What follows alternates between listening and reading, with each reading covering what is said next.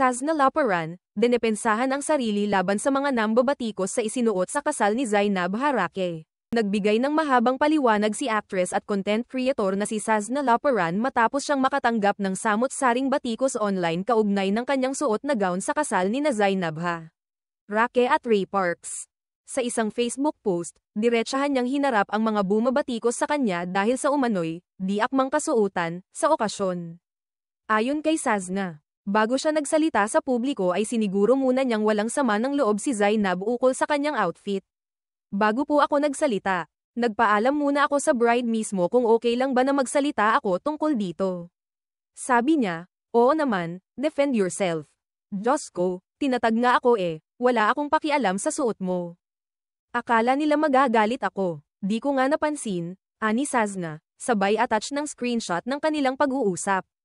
Ipinagtanggol ng influencer ang kanyang sarili sa harap ng matitinding komento online. Ayon sa kanya, masyado raw pinapalaki ng mga netizen ang isyu kahit wala namang problema sa kanila ng bride. Chill lang kami ni Zainab, pero kayo galit na galit. Para saan? 2 taon na akong walang ka-isyu, please lang, lubayan nyo naman ako. At para lang malanawan kayo, hindi po kita ang gown ko. Naging see-through lang siya dahil sa flash ng camera, paliwanag niya. Nag-ugat ang kontrobersya matapos lumabas ang ilang larawan kung saan makikita ang suot ni Sazna, isang sheer gown na may mga rhinestone embellishment. Sa unang tingin ay elegante ito. Ngunit naging lantad sa camera dahil sa liwanag ng flash na tumama sa manipis na tela ng damit. Ayon sa ulat ng Pinoy publiko, may halo-halong reaksyon ang mga netizen sa outfit ni Sazna. May mga nagsabing stylish at bagay ito sa kanya, ngunit marami rin ang pamuna at sinabing hindi raw ito naangkop para sa isang kasalan. Hindi po sa hindi maganda ang suot niya. Pero parang hindi sa kasal dapat sinuot yan. Respeto na lang po sana sa bride at groom, ayon sa isa sa mga komento. Sa kabila nito, nanindigan si Sazna na wala siyang intensyon na maging bastos o agawan ng eksena sa espesyal na araw ng kanyang kaibigan. Hindi ko sinadya, at hindi ko inakala na magiging issue ito.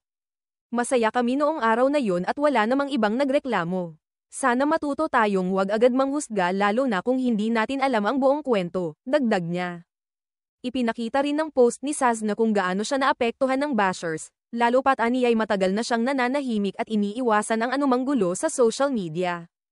Ginagawa ko lang ang trabaho ko, uma-attend sa event ng kaibigan ko, tapos ganyan agad ang ibabalik sa akin ng netizens. Hindi naman siguro tama, aniya.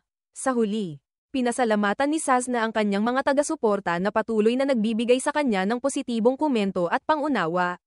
Salamat sa lahat ng nakaintindi. Hindi ko kayo bibigwin. Basta ako. Chill lang, at masaya para kina Zainab at Ray, pagtatapos niya.